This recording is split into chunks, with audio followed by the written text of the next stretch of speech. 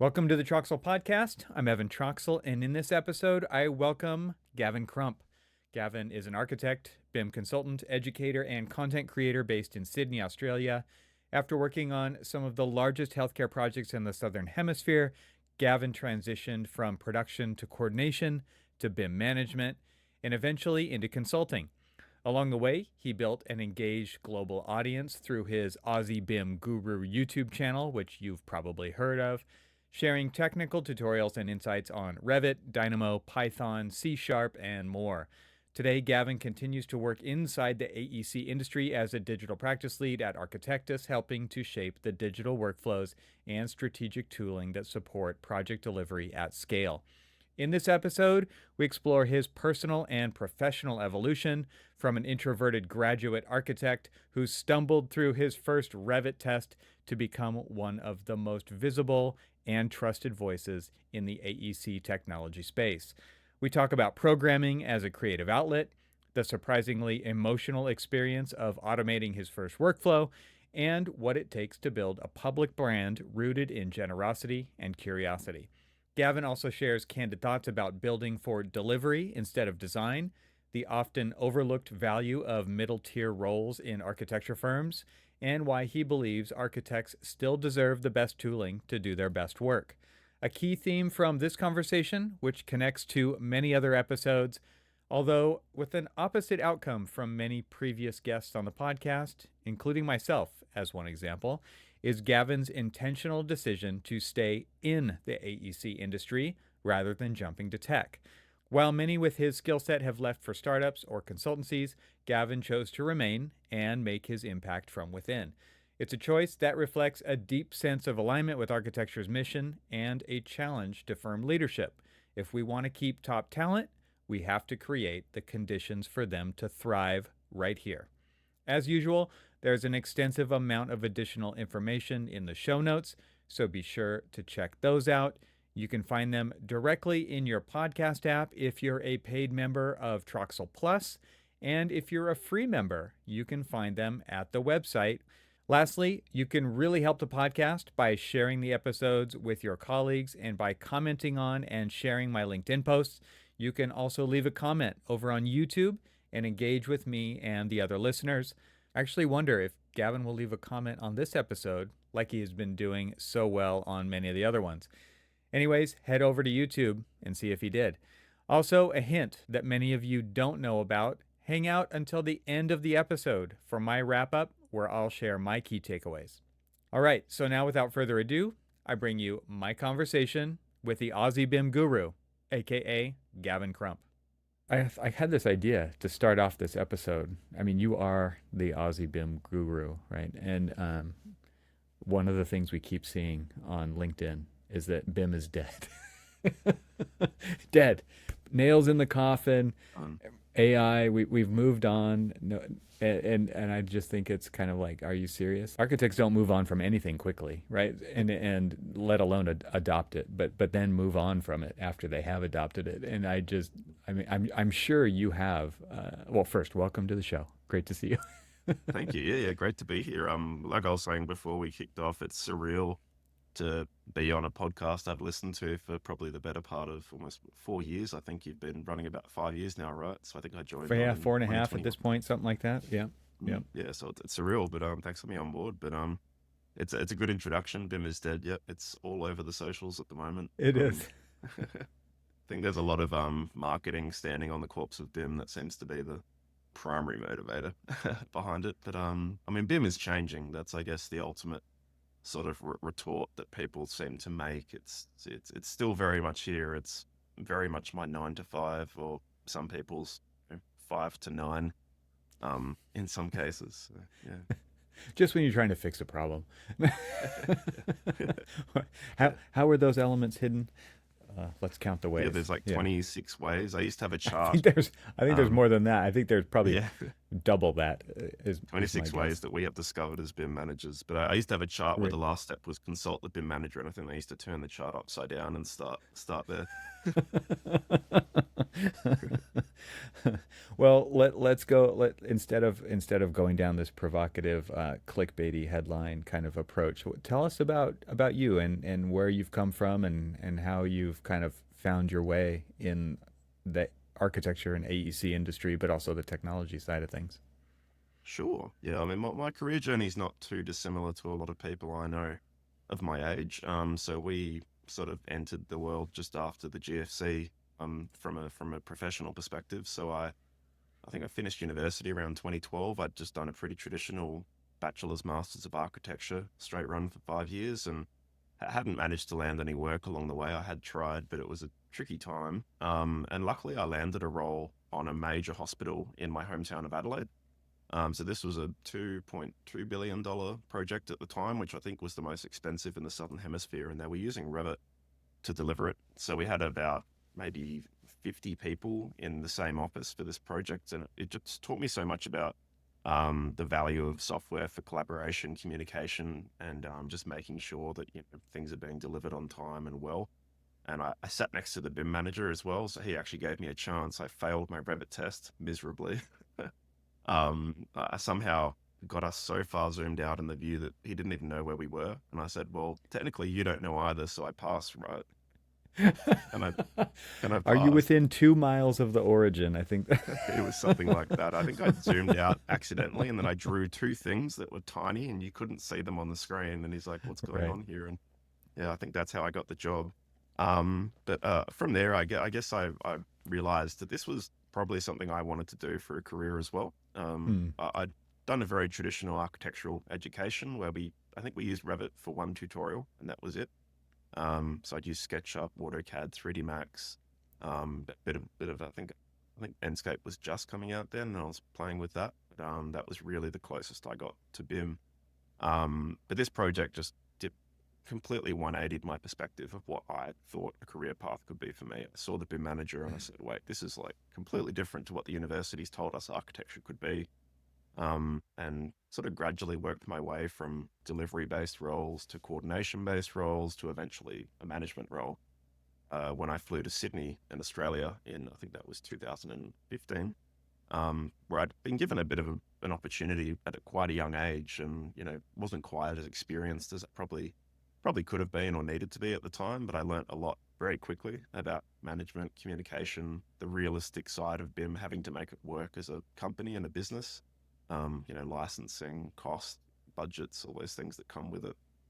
But I took a step back into coordination roles, recognizing that I sort of lacked project experience at a coordination level. So I moved to HDR and then Woods Bagot, and eventually moved into consulting. But through that time, really built up, I guess, more experience with coordinating with engineers, managing BIM at the project level. So not necessarily focusing on libraries and templates as much as everyday user needs. And in that time, I just learned that like the users, they have to do a lot of really hard work and a lot of really manual work. And this thing called Dynamo came along, and which I saw you had Ian on the other week for, and it just completely 180 how I looked at BIM. Hmm. Suddenly we can automate a lot of things, and I sort of picked that up into my skill set, and then Grasshopper, and eventually PyRevit, and more recently C Sharp, and sort of found my way more into sort of a computation slash automation management role with companies and consulting that I worked with. So it's been a pretty wild journey, very, very focused around software, but also the realistic nature of the work that we do. So I've tried to really keep in touch with, I guess, the trenches that I know people are in, that I've been in Yeah. myself, and trying to pull them out and help them out. And somewhere along the way, I made a YouTube channel as well. So that was sort of my way to sort of broaden my network and meet more people and share my knowledge beyond the four walls of a company. But that's sort of it in a nutshell, I guess. But yeah, happy to dive in. I think it's interesting that you started with like sufficiently, you got hired because you could sufficiently break the Revit. Good job. I mean, that's a great way to start. And because it's like people break it every single day, all the time, right? And then you have to figure out how to dig yourself out of that trench, as you said, right? And it seems like the trench only gets deeper. I mean, you can break it harder and harder in so many more ways than you could before, right? And it just, that's an interesting kind of perspective about it.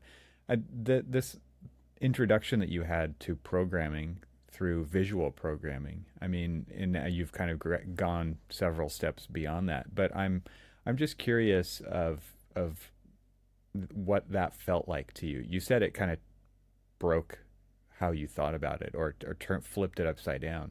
So maybe go a little bit deeper into that, because I bet a lot of audience members who listen to this show are probably come from a similar kind of set of circumstances where it's like, when that, I mean, obviously it's been out for a while now, right? And but back then there was very little available online, and it was just really for you to tinker or scour the forums or find the right people to chat with or talk to. But it's quite different than it is today. And I mean, kind of story time mode, right? But it's like, what was it actually like when you first got into programming and the visual programming side of things to operate Revit and Rhino?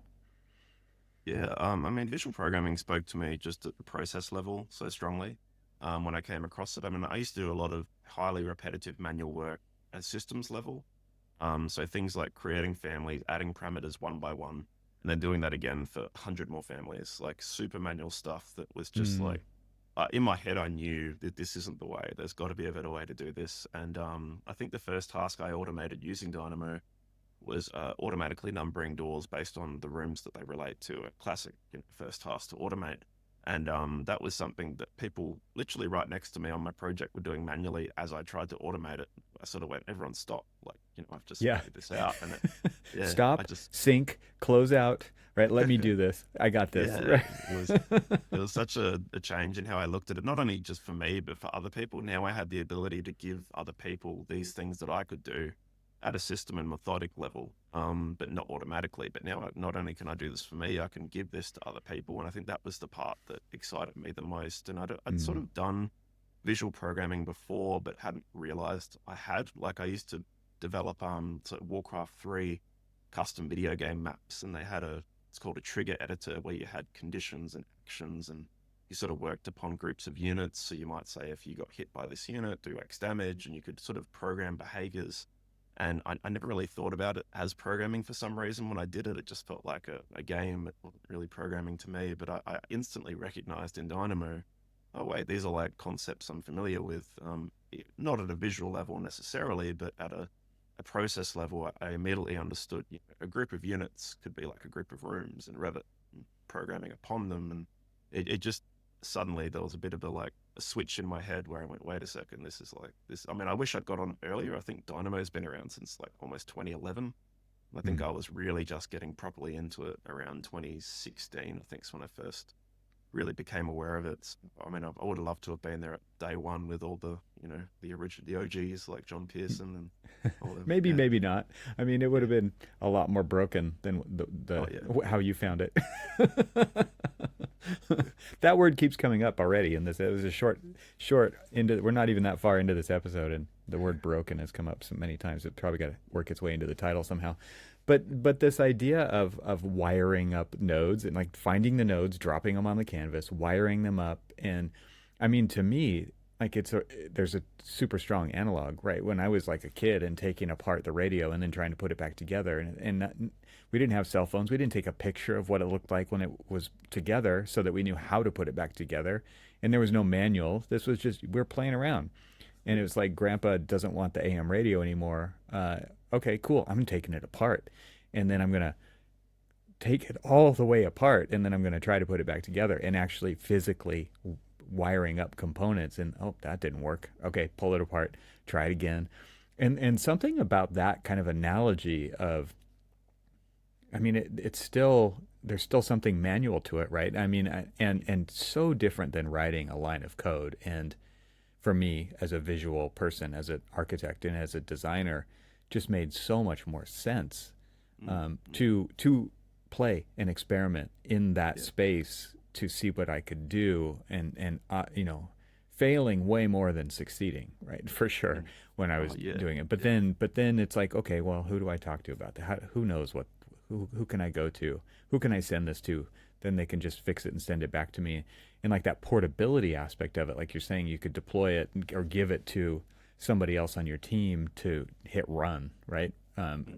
Or noodle with your layout and come back with something better or different or whatever. I think there was just something so novel about all of that. And it was like, it's those kinds of things to me that still get me excited about computing, right? Because it's like, wow, computers are super powerful. They can do, and it's so funny how many layers of abstraction have been built on top of that incredible power to make it easy and to make it accessible and to do all these. And then you do something like that and you're like, this is real computer. I mean, okay, so another analogy time is like rock climbing. Like I go to the climbing gym with my 23-year-old, and like he can climb way harder than me, right? But there's some things that I can do that he just doesn't have the experience with yet, as far as like a technique or a type of move or something. But there are certain climbs that feel like rock climbing, and there are a lot of climbs that don't feel. And so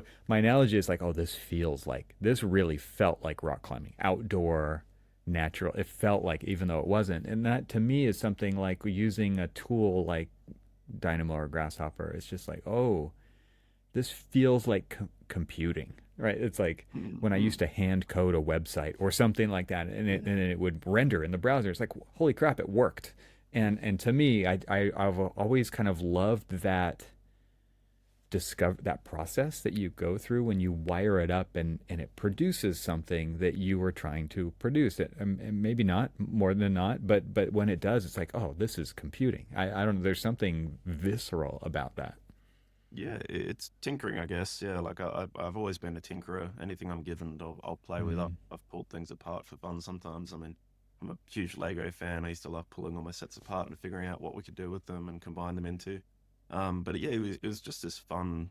Like you said, it's fun, right? It's just computation is such a broad spectrum of people and ways of thinking and doing, and suddenly you find yourself almost in sync with like other industries and other people that you would have almost had nothing in common with if not for the Mm. programming being the connecting factor. So like I could talk to my friends that were doing, Python in completely different industries, and we could suddenly have a really fun conversation about programming syntax and logic and use cases. And I found things that they were doing, and I'm like, wait, I can use this. Like, this is useful. Like, I can actually. They found like an Excel library that was way better than the one I was using, and suddenly we're trading, fun and experience, and we're sort of almost tinkering together. So I found it was a really good connector like that. I mean, I did a course with Harvard. They did do a CS50 beginners free course, and they literally teach you about binary is the first thing they teach you. They start at the ones and the zeros, and they literally abstract you up a layer at a time. So you come to really see and appreciate, like you said, just how much history you're engaging with in computation when, and we're like, 50 layers above this when we're in Dynamo. There's so many things. There's like binary, assembly. Then I think you get to see at that point. But then like all the libraries and the choices, the decisions that people made historically, like, this Unicode represents 5, this represents A. It's like those encoding conventions that people had to agree on at a global level. It's such an amazing thing to, I guess, be engaging with, even just for that reason. So it's a really fun and interesting paradigm that, takes you outside the industry almost in your scope and perspective. Mm. Let's take a quick break from the conversation to tell you about AVAIL. Is your team struggling to find the BIM assets they need? AVAIL's content management system simplifies access to all of your firm's content in one easy-to-use platform. No matter where your files live or what type of files they are, you can easily search and access them from AVAIL. Now, designers can consistently find and reuse all types of content. So what does that mean? Well, standards compliant models and drawings are easier to create. The documentation process is less chaotic. New hires are easier to onboard. Projects are delivered faster with fewer errors. You get the idea. Visit getavail.com to try AVAIL for free and request a free demo. That's getavail.com, GETAVAIL.com. My thanks to AVAIL for supporting this episode of the TRXL podcast. And now let's get back to the conversation. I think when you made me think about how like talking to your friends, and you obviously have very nerdy friends, right? You're talking about Python and you're yeah in different industries and like sharing that kind of stuff, and that's awesome. I like being able to go outside of your close group and say, how are you solving this problem? And not even it's not even the same problem that you have, but what they've found maybe still applies in some way. But I was thinking about I watched this YouTube video about the thing that Google just came out with, this A2A, agents to agents kind of a thing, and building on top of this MCP. So it's all this AI stuff. So just bear with me for this one short tangent. But I think it's really interesting because this idea now is that like software has always been written to do a thing, right? And it's explicit in that way. It's like we write the code to accomplish these things, and of course people have to come up with workarounds and use these apps to do things that maybe the designers didn't intend for or what didn't think of or whatever. I mean, we've all been there, right?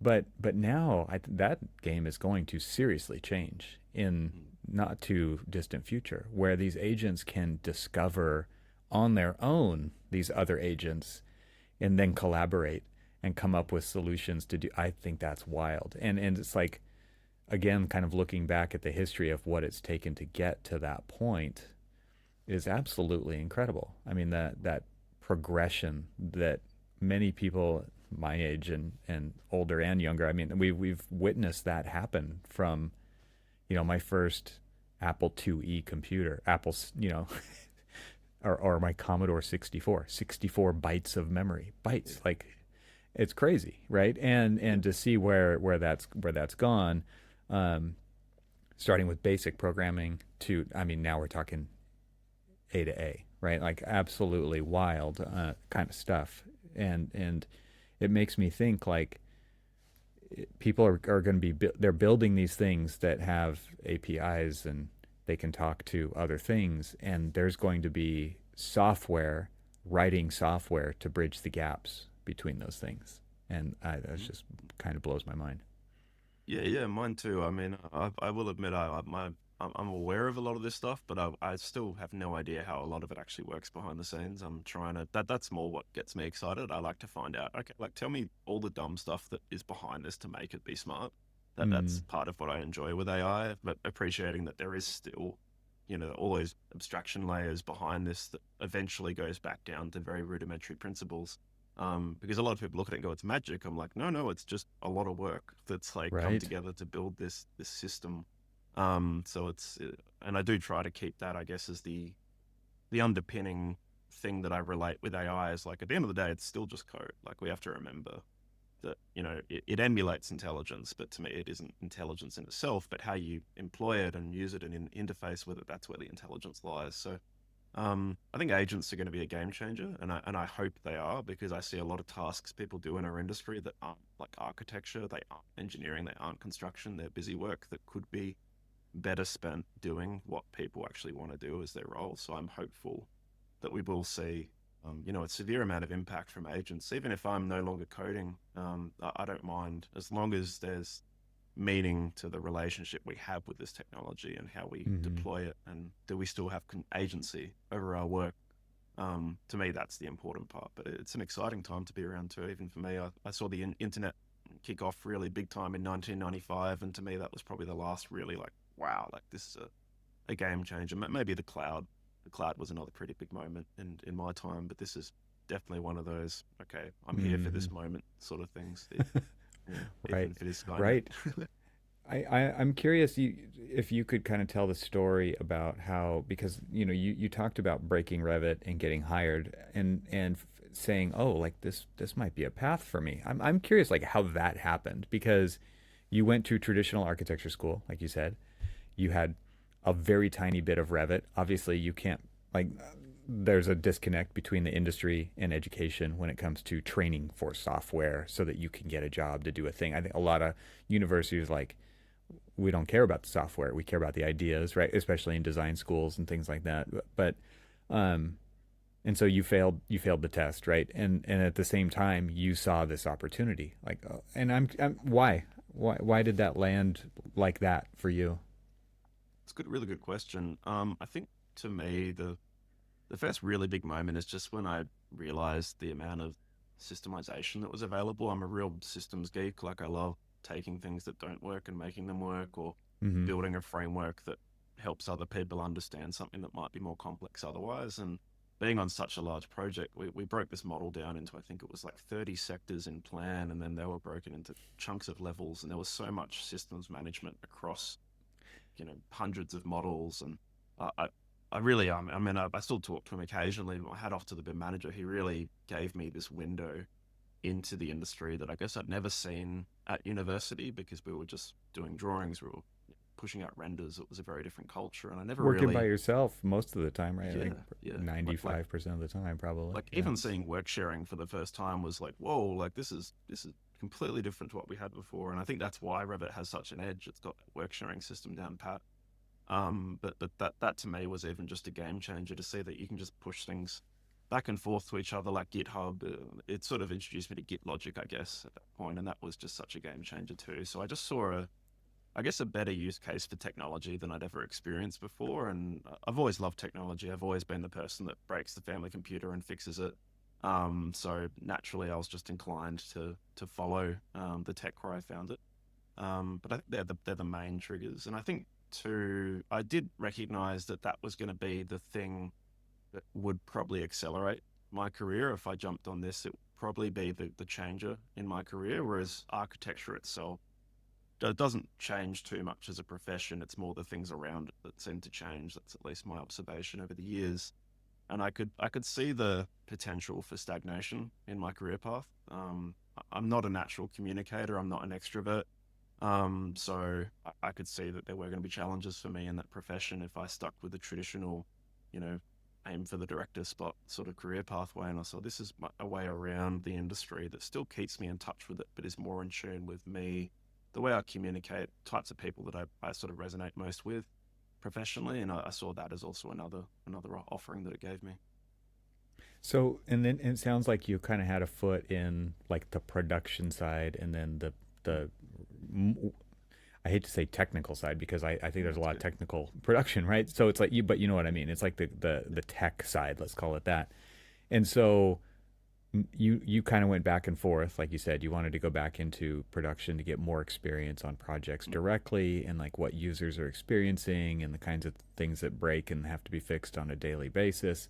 And then you eventually ended out in the consulting side of things and teaching like through your YouTube channel and I'm sure you've done courses and all kinds of things, but I'm like navigating even that kind of differentiation.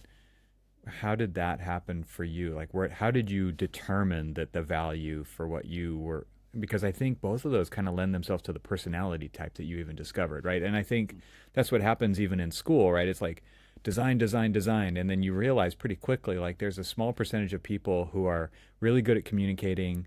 They're not afraid to get up in front of an audience and share their ideas and be bold and do and that really kind of lends itself better to an extrovert, for example, or maybe an ambivert, maybe somebody who can do both, right? But and then there's like these other roles, and there aren't that many. I mean, as far as we were taught when I went to school, there aren't that many options, right? So if you're more introverted and technical, like there's a technical side to architecture and drafting, and eventually that became BIM and all these things, but it was like now there's a lot more paths, right? And but if we just kind of keep it in these big buckets, you still kind of had a determination to make between technical architecture and technical support role. I don't know how you what the words you use to describe it, but Yeah, it's a fantastic point. A lot of my career would definitely have been focused on the delivery side, which is not necessarily, the large side of architecture. Like everyone wants to design, not that many people want to deliver. It's a bit of a like, necessary evil for some people. mm-hmm. But I guess I just saw that was where the sheer amount of waste was being produced in our industry. I sort of recognized that quite quickly, that that was where most of the things that went wrong went wrong. So to me, I think, well, if I'm systematic and I target the side where I can see all the problems, like that's where they're going to want the solutions. So it sort of naturally lined up.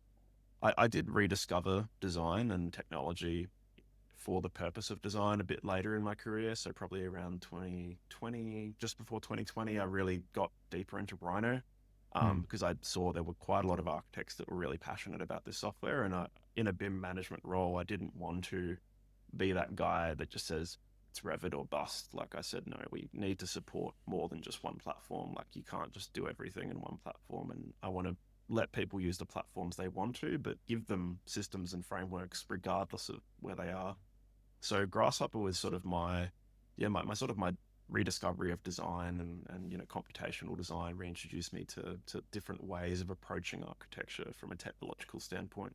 But yeah, for the vast majority of my career, I would say delivery was my focus, and it's where I began. My first role, I like keynoted for about a year, so I just tagged, and almost went crazy. But in that process, sort of realized the methods and the systems that are required to deliver large projects. So Wow. yeah, Yeah, right. There's so much manual that kind of tedious manual stuff. I could see how they could drive you absolutely crazy.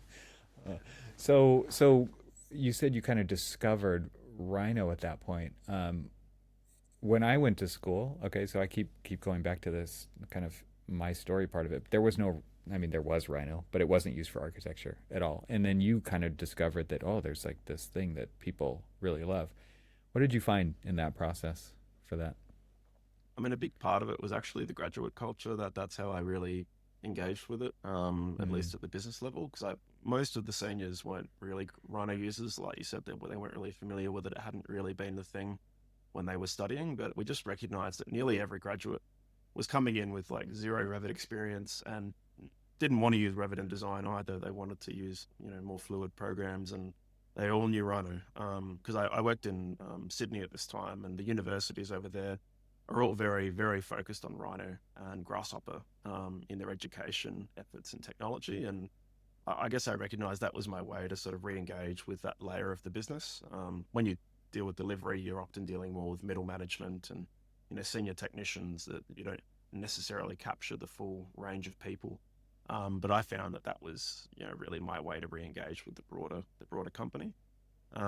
And I guess Rhino for me too actually was like freeing for me as well, because having used Revit for so long, I recognized its limitations and where it didn't actually necessarily deliver what we needed. So like if we're dealing with a really large cityscape as a mesh, like you're not going to import that into Revit. It's just not going to happen.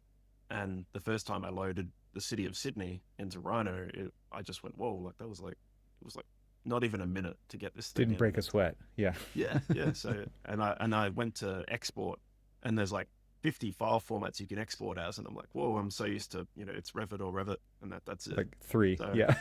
yeah, so it actually begun for me as just like a file format processing environment, but then I sort of went, Hmm. wait a second, there's a lot more to this. Like it's sort of like a super SketchUp to me, and how you can use it. Like it's still got layers and similar solid primitives, but the power is for a lot of people in Grasshopper, but for me it was in the command line and some of the things that it reintroduced to that type of environment. So it was a really nice union of design logic mixed with like systematic thinking, if you want to. So yeah, it was a Yeah. fun sort of break away from Revit, if anything. Nice. I'm okay. So the next part of your story, I think, is you kind of breaking out of, and I'm sure it started off maybe as kind of a side hustle and then turned into a full time thing that you're offering as a consultant and even now teaching. But like, how did that come about for you, and why did that Mm, become the decision that you went with? Sure, yeah. So I guess I naturally began this trajectory when I launched my YouTube channel. So I think at the time I was working for a small practice in Sydney. There was only about 30 people, and there was just no time to produce any training content. Basically, it's a small business. Like training is a Hmm. massive overhead unless you do it through a platform that already exists. And I think my boss at the time and one of my friends said, "Hey, like, why don't you just make some stuff for fun outside the company walls? It's fine. Why don't you Manager just won't do mind." more work after work, Gavin? Yeah, it was. But I guess they were like they sort of opened my eyes to the fact that there was a bigger world out there that I could engage with, because my manager at the time was quite in touch with the market movements around BIM. Like so he said Andrew Anagnost, and I was like, who's that? And he's like, CEO of Autodesk. Like I wasn't really that Hmm. I didn't have my eyes that open at that point to who was who and what was what and where everyone was and what was going on at that level. And YouTube, yeah, became this weird little thing that I just did on weekends and smashed out a few videos. I mean, my first few videos, I think I'm staring down the whole time, talking to the ground. I wasn't a natural. But over time, I think I got my first comment and I was like, oh, that's weird. Like, okay, maybe people actually want this sort of thing. And yeah, it sort of grew after a year, I think, to 1,000 subscribers, which was crazy at the time for me. I'd been watching the Revit kid, Jeffrey Pinheiro, for a Hmm. while, and he was like pretty much my role model in the space that I sort of tried to emulate in my own style and content. But it was weird to just get engagement. And I think eventually he reached out to me through LinkedIn and just said, "Hey, like, cool stuff." And I was like, this is crazy. And I suddenly went, wait a second, there's like I can be more than just, my 9 to 5 self. And that sort of got me thinking about, the 9 to 5, and is it what I want to do? Is it Mm. working for me? And I thought, what if I could be more flexible? And that sort of got me thinking about consulting. And that point, I already had people coming to me saying, I love this video. Can you do like this for me, but like do this as well? And I'm like, I haven't got time. Sorry. Like, I'm too busy. And I didn't even realize they were probably willing to pay money as well. It was a sort of natural No, thing I I'm too missed. busy And doing then, this thing that I don't get paid for. yeah, yeah, I'm already used to not getting paid. So I just naturally just found my way into the space and I just jumped in head first. And then I think about a week after I started, like, the pandemic hit.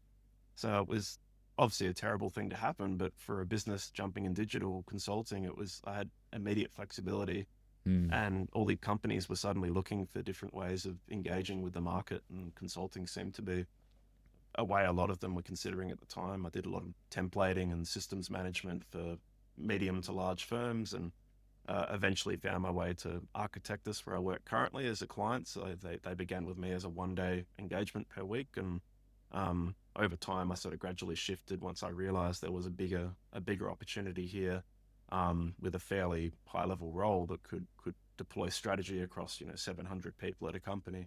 But yeah, consulting was a rush. I really enjoyed it. It was good money as well. I won't lie. If people are looking to go into consulting, if you have a personal brand, it's definitely a viable business avenue, as long as you have the market fit. That's the important part. But yeah, I sort of found my way back to practice eventually through it. But engaged the market in a way in which I wanted to. So I almost set the terms of my role when I jumped in and said, they gave me a contract, and I said, yeah, not quite, and proposed some changes. And it was a different way of engaging companies. So yeah, it was a rush. I loved it. Let's take a short break from the conversation to invite you to join the most influential technology leaders in the AEC industry at Confluence. Composed of in person events and a podcast co hosted by yours truly, Confluence is designed to foster conversations between AEC firms and technology companies so they can learn, share, and engage with each other to support industry innovation. Software company AVAIL, which creates content management solutions for the AEC industry, started hosting Confluence events in 2019 to understand what firms are needing, wanting, and thinking around technology. To learn more about Confluence, explore upcoming events, and listen to podcast episodes, go to confluence.getavail.com. My thanks to Confluence for supporting this episode of the TRXL podcast. And now, let's get back to the conversation. I think it's worth going into that because I agree, but I also think people would like to hear why you said that. Mm. Yeah, personal brand for me has been a complete change for not only how I engage with the industry, but how the industry can engage with me. Mm. So by putting myself out there and not really hiding behind too many logos or brands, and putting my face on video, being very present on LinkedIn and those sorts of platforms, I found that it helped give me a layer of authenticity, but also, I guess, the ability to be respected by my peers that wasn't really available before. So people at firms respect their BIM manager internally, but like, we don't tend to talk to each other too much as BIM managers.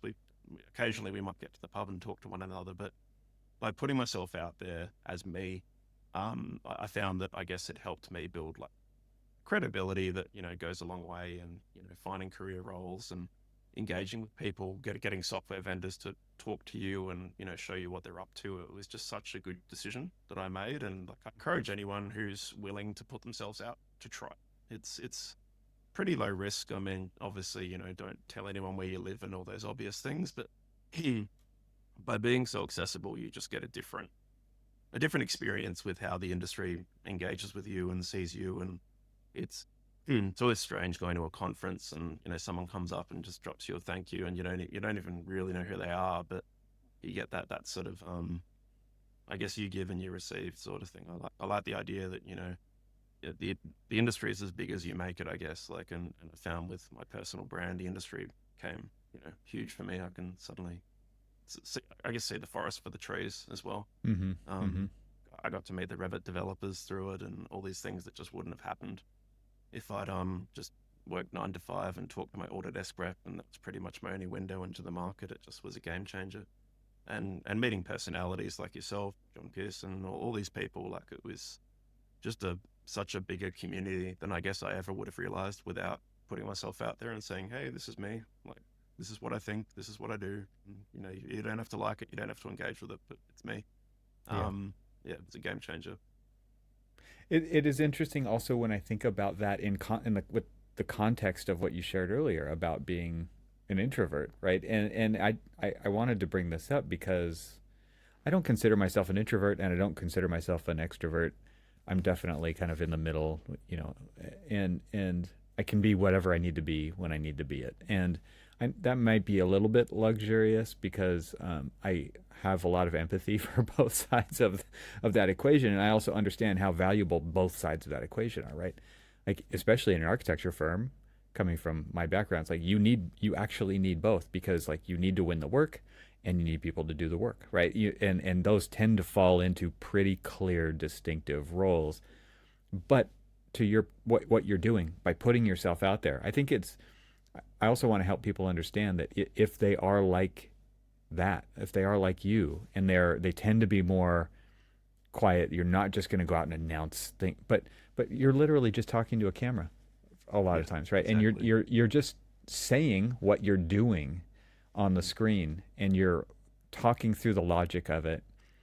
And by doing that a lot over time, you do definitely get better and better and better at doing it. But you also get a better command of the things that you're doing, and the production and all those things like tangentially, right? But actually putting it out there, and you talked about like this authenticity layer to it. Like it's when people reach out to you, they know who they're getting because you've built this reputation for a long time online, and the only way to do that it was to have started and then to keep at it. And it's funny that you would turn down, maybe you didn't know it at the time, right, paying work, but you were investing in this thing, and it wasn't just something you were doing to attract, you know, somebody to court you to eventually hire you. That may be what happened. Maybe it's happened 3 or 4 times, right? But it's like it's one of those things where it's like you invested and you kept reinvesting in that to make something over time. I think about I think about the podcast like that all the time. It's like this it's never been easy to do, right? And my production values are high and I like things done a certain way. Um, but it's the big picture. It's the whole story. It's like this is why people listen to hour-long plus conversations on a weekly basis. It's because of the big story arc. It's not the little pieces along the way. And to me, like having that body of work, and you've created one too, is like it's a really amazing byproduct of, and you never even have to really think about it at that scale. Like it's just slowly building over time to become that thing of value. And it's not just valuable to you, it's valuable to the community, it's valuable to people interested in accomplishing the kinds of things that you're teaching them how to do. And I mean, I part of this is just an appreciation that you're doing this kind of a thing, and that I do want to ask you about your branding, like your name, like pretty pretentious, Gavin, I have to say. No, but just I mean, if does this stir up anything for you in regards to what I just said that you think could be helpful for those out there who are just literally toiling away at their thing and not building a network intentionally, Mm. unintentionally, whatever. Yeah, definitely. I mean, it's been such a great thing to have that transcends the places I work at. That's probably my favorite thing about having this is like even if I go to another company, because I have jumped around a fair bit, I'll be honest. You lose nearly your full career and your reputation every time you do it. You Mm-hmm. become a CV again and like Mm-hmm. revert back to a CV and then try it again. CV time. I got tired of that, and it was nice to have that identity that, persists regardless of what you're doing. If I took a break from work for a year, I'd still come back and people might remember me if I'm lucky. So I think that was a big part of it. I mean, like you said, to begin with, I really just sat in front of a camera. I didn't really sit in front of an audience, and even mentally, I don't really put myself in front of an audience when I talk. I just nerd out and just do what I do. And yeah, I think that's just naturally something I always looked at it like. It was a bit strange when you started getting comments and engagements, and you're like, oh, I have to actually, think about how I talk to people and make sure I don't, turn people away from my content. If I don't, if someone comes and disagrees with me, like, let's have a debate. Let's not just go, oh, go away, I don't like you. Some people Mm-hmm. don't always handle criticism too well, whereas I've built up a pretty, thick shell through getting a lot of people that don't always agree with what I think, and that's actually why I use LinkedIn. I really enjoy debate, and, challenging people's beliefs and opinions and ideas, and getting a better understanding of my own through it. But I guess yeah, I encourage anyone who's just in that space where they're not necessarily comfortable just jumping on a TED talk, something that extreme. It's a nice starter point. Right to the top. Yeah. Yeah, yeah, yeah. And you did mention the branding, the name Aussie BIM Guru. Yeah, it is a little bit pretentious looking at it, like, I don't want to, because some people do actually criticize that in the past. They've said, oh, you think you're that, don't you? You're the guru, you're better than, no, not at all. I enjoy the idea of the guide. I wanted to become like a guide through the Mm-hmm. industry.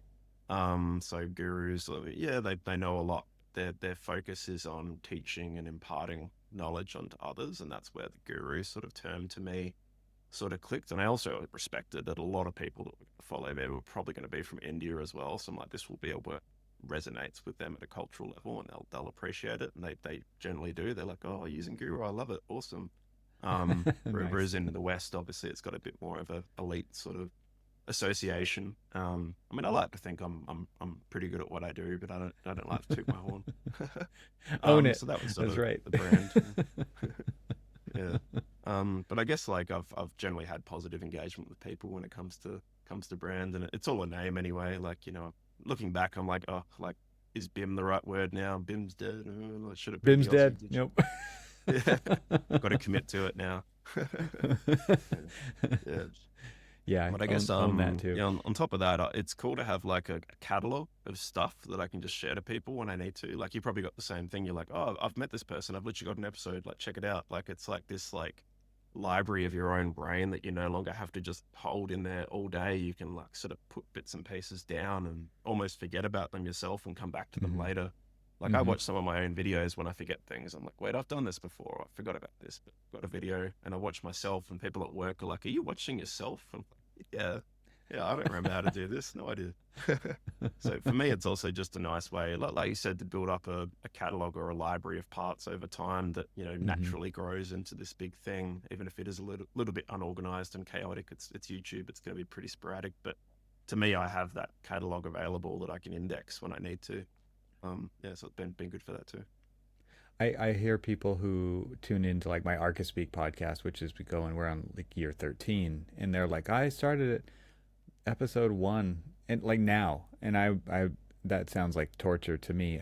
I know that those were not good episodes, and I also know the quality was not good, and I knew the equipment wasn't good to capture the audio and all those things, and podcasting has gotten a lot more sophisticated over the years and simpler in many ways. Like, we're talking on video call right now. Like, I did that show for almost a decade with no video, right? It was like it was like a phone call, and or like a conference call. And I think it's interesting to have that body of work that you can kind of even self-reflect on. Like, yeah, there's content there.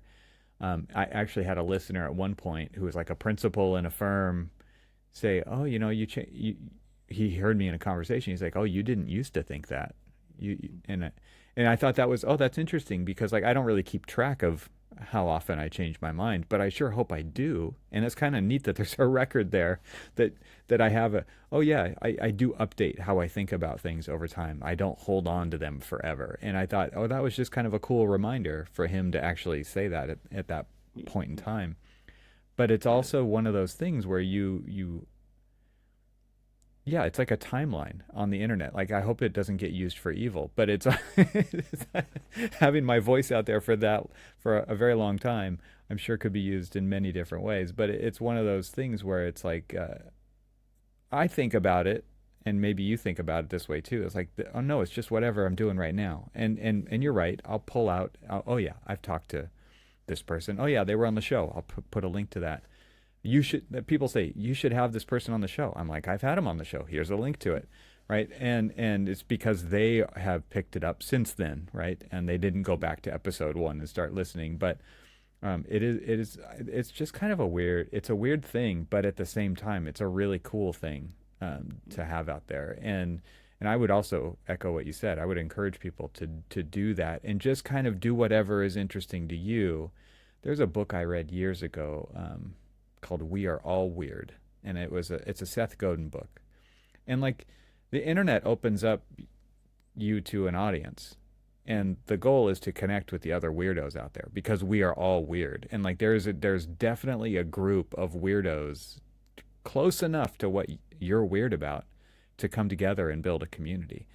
And Yeah, that's a big reason why I encourage people to go out and do this, because you think like, oh, this doesn't have, you don't need mass appeal. Like there's no such, who cares about mass appeal? It's about actually connecting with people.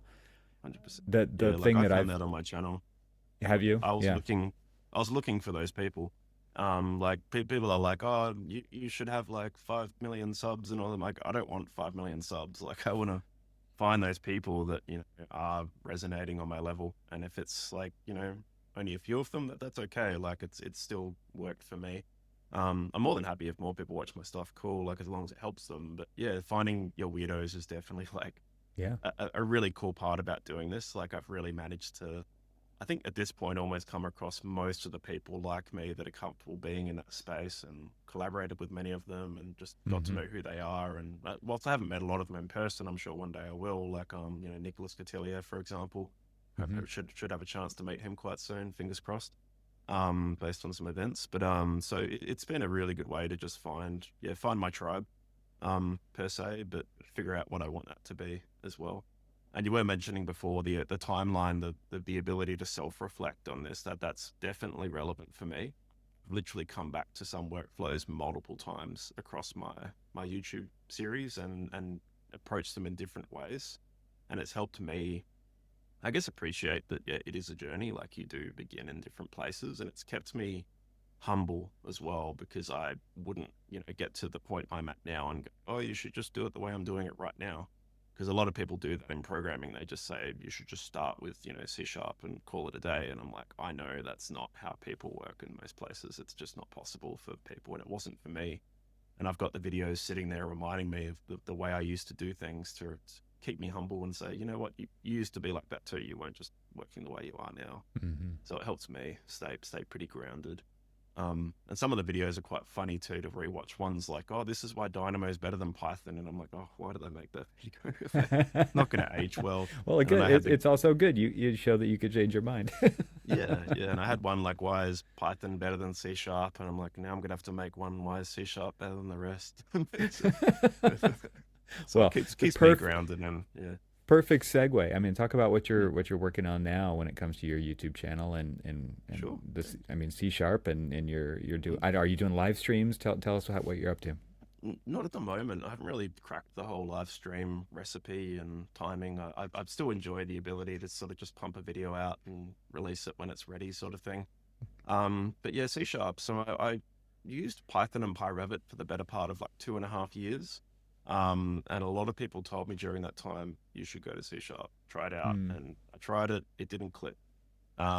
It is a difficult language, I think, to approach if you're not naturally inclined to thinking the way the language encourages you to think, which is very much in an application sense. So lots of parts coming together to build this like product.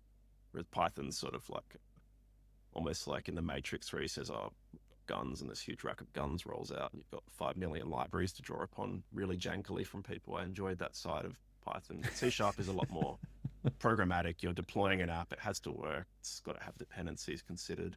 But I actually broke into C sharp using ChatGPT. That was literally where I started learning C sharp. I just started conversating with our chatbot at work, who's a private facing GPT, but still roughly at that level. And I realized it was pretty good at working with code, and writing code and responding to code and modifying code. And I just finally figured out those first few building blocks in C# that you need to get started, because there's a lot of things you have to get right in a project of C#, of the C# language, to get your add-in to even run in the first place. So that was where I usually got stuck. Like one of those 50 things you needed to line up just didn't line up, and the whole thing threw an error at me. And I'm like, oh, finally had this co-pilot that could tell me, oh, this is where you went wrong. Don't worry, we got this. And eventually, you know, I ran my add-in, it worked. John Pearson, he also recommended a really good template to me, by a guy called Roman on GitHub, the Nice Point template. And that saved a lot of the hurdles that you have to jump over to get into a C# project. So once I was in, I naturally saw the parallels to Python. Python's almost like an abstraction of C in principle, and C# is a lesser abstraction of C. It's got some benefits over C, but they're very similar. And at that point, it was just an easy switch for me. It was just those things I couldn't before. They were blocking me from really getting into it. So I've started pretty much doing C# every week on the channel, and I'm trying to build people up through what I see as a fairly methodical process of getting towards an add-in that works in Revit in a similar way to Dynamo or Python. Like, it's very delivery focused. And it's almost me just redocumenting my steps one lesson at a time and building a series that I don't think I found when I was trying to learn. There's a lot of great resources, but most of them said, let's begin by building our add-in system. And you spend like all this time doing all this stuff that doesn't translate into a working application until lesson 20 or something like that. I said, no, we've got to get in faster than that to give people that reward. So I guess a lot of what I do on YouTube, especially with C# now, is I like to see that I'm sort of holding the ladder down for everyone and saying, come on, get up, we'll go on to the next thing. But I've got the ladder, I'm on the helicopter saying, no, wait, there's still people coming. So I sort of hold myself intentionally back a little bit from the leading edge of what's going on. And this is my motive with C#. I want to bring that opportunity for other Python developers and Dynamo developers. They now have like a ladder they can climb, before the AI agents all come and completely, pull the carpet out from under our feet. You're on borrowed time, Gavin, because this is all going to be unnecessary soon. Hey everyone, let's take a quick break from the conversation to pay some bills around here. This episode of TRXL is brought to you by TRXL Plus members. That's right, my incredible paid supporter members are making this episode possible. Their direct support ensures that I can continue exploring the intersection of architecture, technology, and the future of design with the leading voices in our industry directly to you. So let's talk about why you might consider financially supporting the podcast too. By becoming a TRXL Plus supporter, you're not just helping sustain these conversations, you're also gaining exclusive benefits like ad-free episodes of the show and my Leadership Edge email newsletter, where I analyze episodes and deliver the insights and key takeaways right into your inbox. Your small contribution makes a huge impact. And if you've been enjoying TRXL and want to be part of the community that keeps it thriving, please consider joining today. Head on over to trxl.co and click the subscribe button either in the upper right-hand corner or at the bottom of the page, or you can visit the link that I've put into the show notes. Once again, my sincerest thanks to the TRXL Plus members who have made this episode of the podcast possible, even though they aren't even hearing this ad because theirs are ad-free.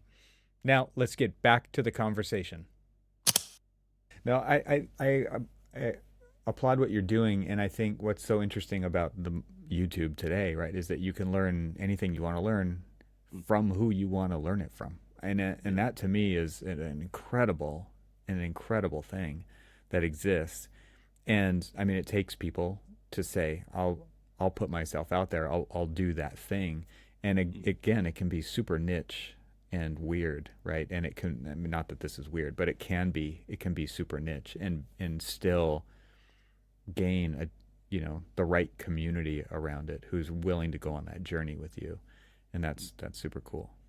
Yeah, and I found the community around C# is quite strong as well. And I think once I sort of signified to them, hey, I'm in this space and I'm doing this, a lot of them have reached out and given me heaps of really cool tips. So I've got a toolbar on GitHub that's open and public, And through that, I've got a lot of feedback behind the scenes saying, "Oh, I noticed you did this. Have you thought about this? Have you seen this package?" And it's sort of like rediscovering a Dynamo community that's a little bit more covert than the Dynamo Hmm. community. They have like forum to some degree, but that they're honestly just all such busy people building apps that they don't really have that come together environment naturally. So I found it's given me I guess, a different window into the industry and all the work that all these add-in developers have been doing over the years without AI. My gosh, like that's hard Yeah. work.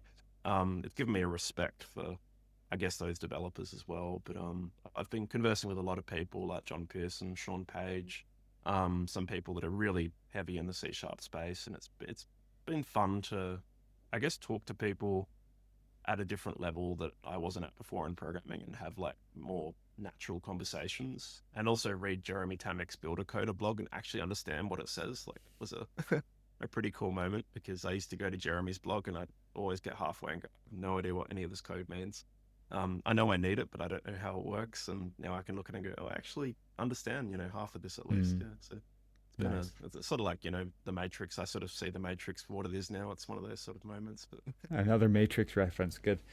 One of my favorites. I'm curious if you could just give a kind of an idea of like what kinds of things you're building with C Sharp so that people could understand why they might want to look into what you're teaching them on YouTube. sure. So, I mean, a large part of what I'm building is probably still quite delivery focused. Once you get into design tasks, you deal with geometry, and geometry is much harder. Like you're using pretty raw mathematics when you get to like the geometry tasks. So like, I mean, probably the main geometry task that I built early on, for example, is the classic task of you've got a topography and you want to put paving onto it. So you sit there and you pull points onto the topo until it doesn't go through the topo. So I just built that as a actual task. You just pick a floor, it puts a grid in it, and it set onto the floor. Mm. But like the main things that I've built that have resonated at my company are generally toolkits really tap into those pain points. So, for example, we have used various batch printers and exporters over the years, and you have to get all the settings right. You have to distribute them through very awkward ways, like sending files to each other or getting some file on a server and hoping that it works in the next version. And I said, I'll build you an exporter. It does PDF, DWG, NWC, IFC, and it's got pre-built naming standards that we can share as a company at the company level very easily. So like we built that, for example, and we do a lot of exporting in architecture, unfortunately, but it resonated because people were like, oh, okay, we own this printer now. We can change it. We can make it what we want it to be. One really popular one I made is a room layout sheet creation toolkit. So when you do hospital jobs, every room has to be documented on like an A3 page. Highly wasteful. You spend like half the project just documenting rooms, basically. So I just said, we can automate that 100%. But the way that I built the toolkit was very different to the other apps we'd used before that try to do this. So most of them try to build the entire sheet all at once, and the views just get put on the sheet and they have no idea that they belong to a room layout sheet or a room. So I built in a relationship system where the views and the sheets all know, okay, I actually belong back to this room. And if this room's name changes, I can like push the name change back to all these elements that relate to it. So we built a much more intelligent approach to just holding all that data together and um, making it so that you can like create views and it'll know there's already a floor plan. I'm not going to make it again because I already exist on the sheet over here. So building intelligence that doesn't exist at the Revit level, that's a lot of the tools I build, or taking advantage of features that aren't exposed in Revit naturally to the user. One of them's a funny one that there's you might have seen when people use Revit, they often do this big marquee across the whole model screen and they say they want to select all the walls and they'll select everything in the entire model and then they'll filter down to walls and it takes like a long time. So Autodesk has this thing in their API that lets you filter your selection before you make it, but it's just not really used in Revit naturally. But it's all sitting there behind the scenes ready to use and you can select everything super fast and it gives you access to just things that Revit naturally doesn't give you for some reason by default. So yeah, but lots of random stuff in there. Like I could go on and on and on, but a lot of the typical bread and butter tasks, but then some more fringe things as well. Nice. That, yeah, you wouldn't always think of. Yeah. Yeah, very cool. Well, is there anything that we haven't talked about that go let's just go back. Let's just Mm, jump to mm, the high level again. I mean, this whole idea of kind of navigating AEC as a programmer, right? And mm, I mean, you went to traditional architecture school. now you're working at a company doing custom add-ins for Revit using C Sharp, and you're documenting, teaching other people how to do that on YouTube. Mm, Whoa, like, okay, you never saw that coming, right? not at all. Never. Yeah. And you've kind of gained some notoriety along the way because of these, things that you've put out into the world. Mm, um I mean, just if I just, this is your story, right? And mm. how that happened could not have been planned out in advance, right? This is something that kind of happened organically along the way, with some, raising your hand for, making your own opportunities through the agency of creating your YouTube channel, being prompted by other people to, a little bit of a push that you should do this, and then you doing it. I mean, there's a lot of ingredients that have gone into what this is, but you're definitely like a well-known individual in AEC technology, and I mean, you've accomplished a lot, and you're way younger than I am, and you're well on your way to doing a lot more, right? So, really, really cool story. But just curious to hear kind of your, when you hear it presented that way. I mean, you live it. I mean, maybe you think about this more often than I just put it out there. But like this, if you're encouraging other people, like architecture, maybe they're being trained as architects, maybe not, right? But Mm. and you've chosen to stay in AEC this whole time too, and you didn't have to do that. I think that's also kind of an interesting point, right? So, and not even going out just to do the software like a lot of people have who are in this piece of the industry. They leave to go into tech, right? And they are part of a startup and all these things. And anyway, I'm just throwing all that out there because I'm No, no, curious to hear your feedback. it's a great lead in. I guess yeah, you're right. A lot of people don't stay in AEC, and I've had opportunities presented to me to leave, or to go sideways, like way sideways, like software vendors and developers, Hmm. and uh, I guess unfortunately I just love working with architects. That's my that's my Unfortunately. poison. I empathize with them. I've been one. I don't feel so much as an architect anymore, but like they are my people, I guess Mm. is the way I see it. But I guess yeah, a lot of what I do have to think, how do I relate this back to people just getting started now, or people that haven't found their place in the industry just yet? And I always usually impart a few common tips. I mean, one is to look at what is going on at the bleeding edge of the industry and try to figure out what that might look like in like 5 years, like if it was the way things were going to normally be, and which parts of those things would you want to make a part of your skill set if you didn't have to convince your boss it was just a logical thing. Hmm. AI will be a game changer for the industry, and like architecture is probably, I don't know if I'd say under threat, but it's going to be heavily transformed if the right pieces of tech get delivered the way that people are promising they will. Whether that happens, we'll see, but I'm sure it's going to happen. It's just a matter of when. Um, I always encourage people to sort of look at what everyone else is doing around them. And if everyone's doing the same thing, don't do that, because like you'll just end up doing that and eventually it won't be relevant. So if everyone's, you know, learning Revit and that's it, like there's got to be more to it than, and that sort of like underpinned my own choices along the way. I've tried to find things that not everyone's doing and say, okay, like BIM, literally getting into BIM, that was for me the start of that. Like, oh, not everyone really cares about BIM. Well, I do, because like, there's going to be a need for this. And I think programming was also that moment. I said, okay, this isn't something I see very often around me. And whilst I also enjoyed it, I recognized it's got power, it's got agency, that, you have more control for things that you wouldn't have otherwise. And the software is sort of in charge of you if you don't know how to program these days, I find. I think as well, don't expect a traditional career path. That's probably a hard lesson that gets taught to you over time in your career. I think that, you're not going to be where you expect to be in 5, 10 years. I'm sure I won't be where I expect to be in 10 years by any means.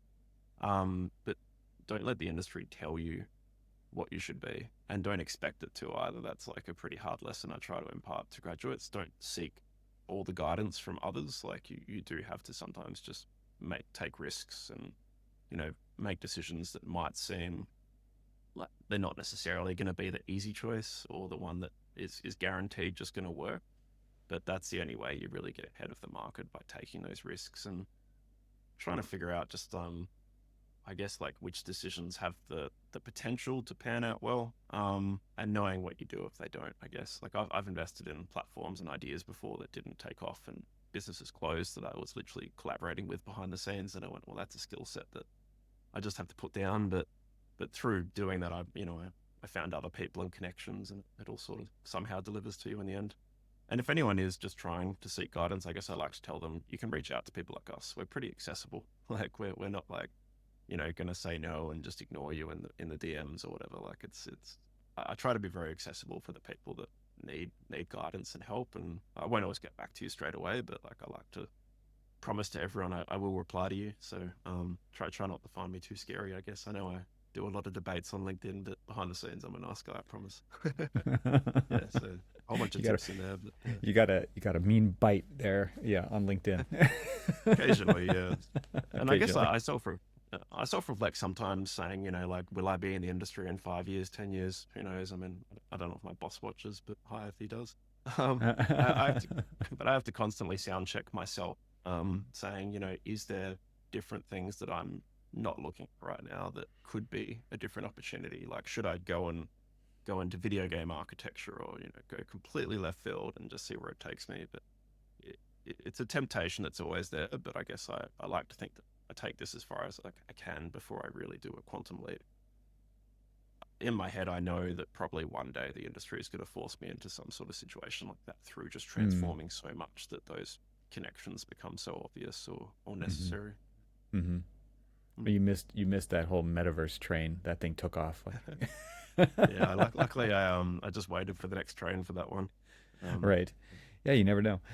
Well, this has been a great conversation. Everybody needs to go over to the Aussie BIM Gurus YouTube channel and subscribe. Subscribe to TRXL while you're there. He has way more subscribers than this podcast does on YouTube, for sure. And this has been a fantastic conversation. I'm going to put a link to that in the show notes, and I'm going to put a link to you on LinkedIn so everyone can read your spicy comments. Anything else? Anywhere else they can go to get more Gavin? That's the main place. You're welcome to email me as well, aussiebimguru@gmail.com. If you've got like a more technical question, I'm happy to take those. If you send a script, I'll usually look at it. So, but yeah, no, I just like to thank you for having me on the show. Like I said at the start, it's surreal to be able to engage with you in this medium and be on the show that I always watch and listen to these days. And I really admire the work that you do and the people that you give people access to, and that you give them access to more people through being able to talk about their ideas here. So I really appreciate being a part of that collection of people that you've given that opportunity to. So thank you. Nice. Thank you for saying that, and let's do it again. Yeah, certainly. Take care.